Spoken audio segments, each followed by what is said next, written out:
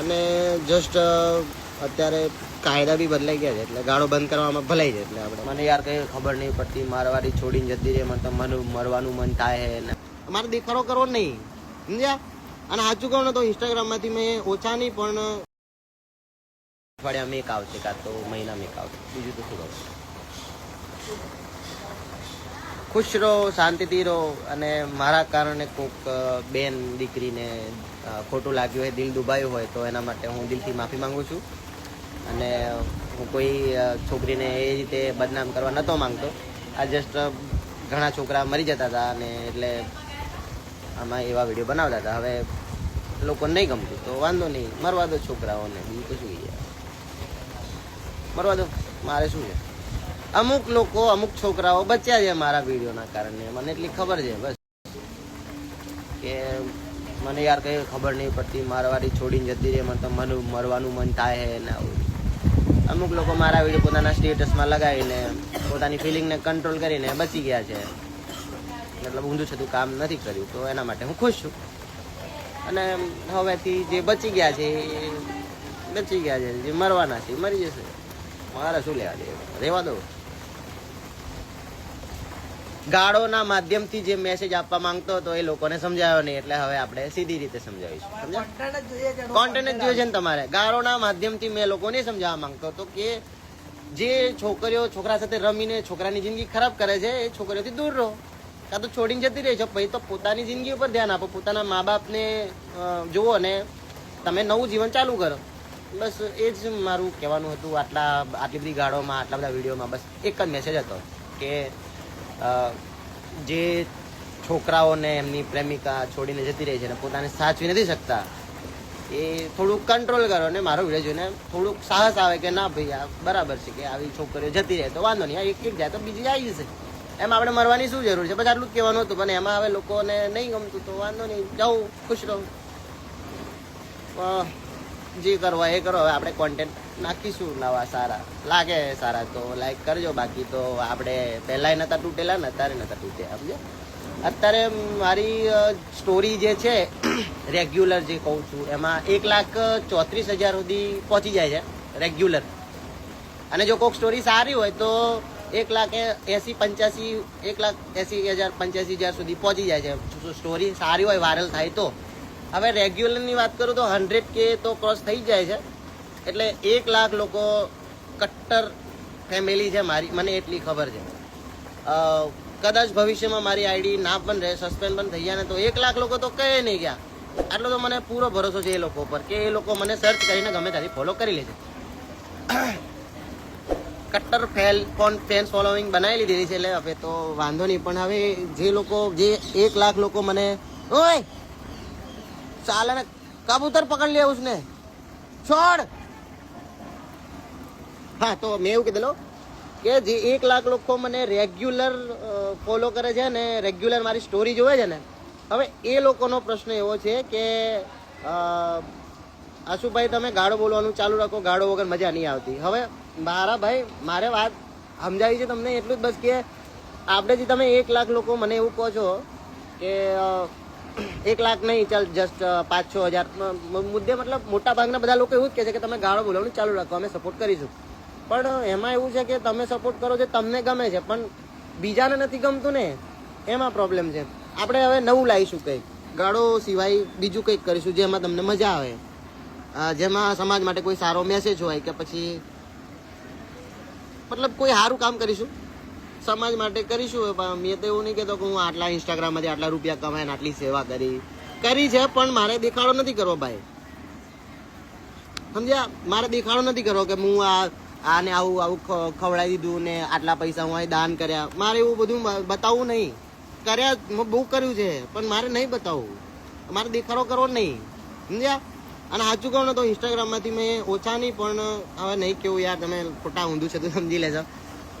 પૈસા તો મળ્યા છે પણ હવે એ પૈસાને આપણે કઈ રીતે યુઝ કરવા એ હું વિચારી રહ્યો છું કે હવે આગળ ભવિષ્યમાં ક્યારેક હું પ્રમોશન કરીશ ને તો દર પ્રમોશને 50,000 રૂપિયા લઈશ અને એમાંથી 25,000 રૂપિયા હું અનાથ આશ્રમમાં તો પછી કંઈ બી હું દાન તરીકે કાં તો પછી જમવા તરીકે આપી દઈશ. અને એ હું દેખાડો નહીં કરું. જસ્ટ હું સ્ટોરી મૂકી દઈશ કે ભાઈ આ પૈસા નહીં આપ્યા, મેં જમાડ્યું છે. પણ તો એ દેખાડો થયો ને, એટલે નહીં કરવું. બસ હું ખવડાવીશ લોકોને, પણ બતાવું નહીં કે આ રીતે ખવડાવ્યું છે, બરાબર. અને એટલા બી પૈસા નહીં કમાઈ લીધા મેં ઇન્સ્ટાગ્રામમાંથી, હું બંગલો બનાવી લીધો, બરાબર. જસ્ટ એક ફોન જ લીધો છે, આ આઈફોન 16 Pro Max, બસ એટલું જ, વધારે નહીં. ઘણા લોકોને તો એટલા લીધે તો મરચા ભરે છે કે હવે ગાળો બોલી બોલીને ઊંધા ઊંધા મેસેજ આલે, છોકરા બગાડે, અને ઉપરથી પ્રમોશન કરીને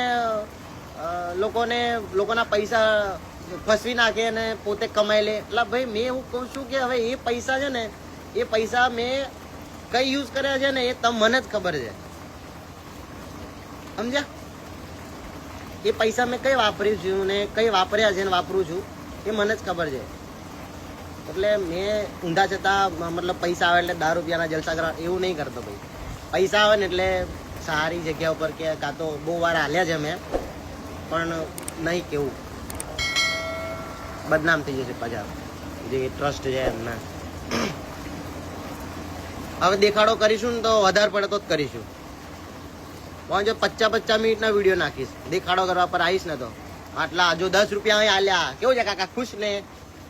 કૂતરાને બિસ્કિટ ખવડાયા, કૂતરા ખુશ ને? બીજા કૂતરા આવી ગયા, એમને બિસ્કિટ ખવડાયા, ખુશ ને? એટલે પણ એમાં શું, એને કઈ દાન ના કહેવાય. દાન કરીને ભૂલી જવાનું હોય, યાદ નહીં કરો કે મેં આ દાન કરેલું એટલે ભગવાન મારું સારું કરે છે. દાન જો કરવું જોઈએ ને તો દિલથી કરાય, બાકી સ્વાર્થ માટે કરતા હોય ને તો ના કરતા.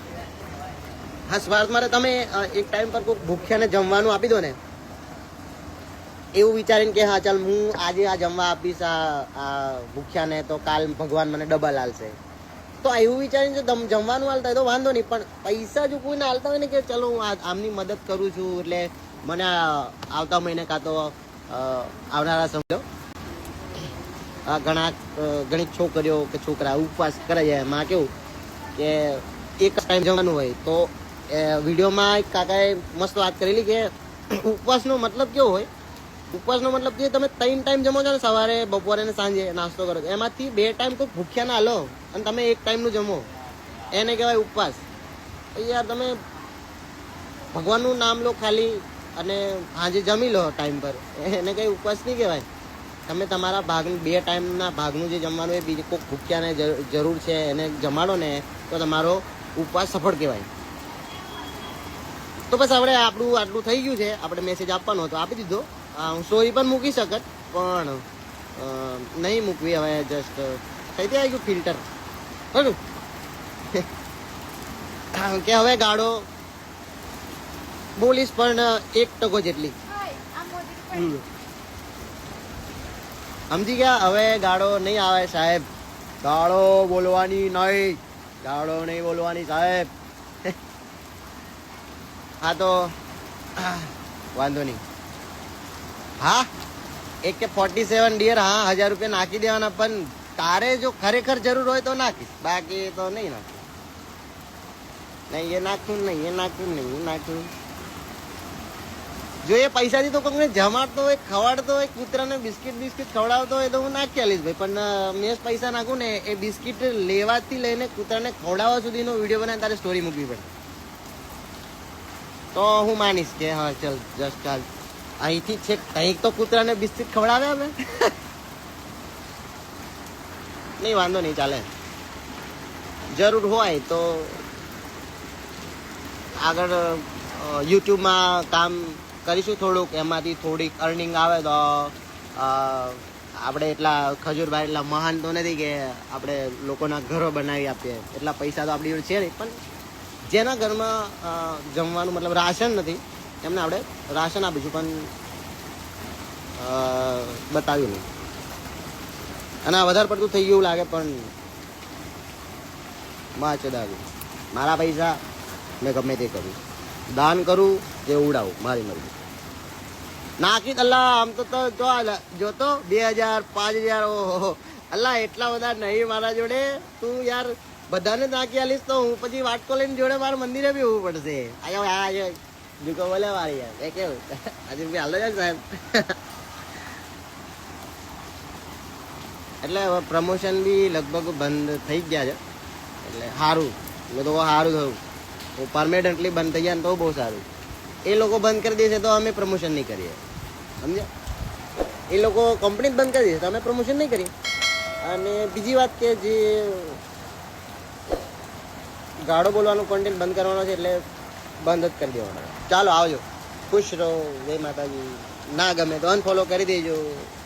બીજું તો શું કહું, એવું નહીં કહેતો કે ભાઈ મને સપોર્ટ કરો ને આગળ વધારો, મને આવું છે ને તેવું છે. મેં પહેલાંથી કોઈને કીધું ને, લોકોને ગમશે તો ફોલો કરશે, ના ગમે તો નહીં કરે.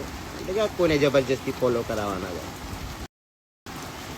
અને જસ્ટ અત્યારે કાયદા બી બદલાઈ ગયા છે એટલે ગાળો બંધ કરવામાં ભલાઈ છે. એટલે આપણે આગળથી સારું વિચારીને કંઈક કરીશું.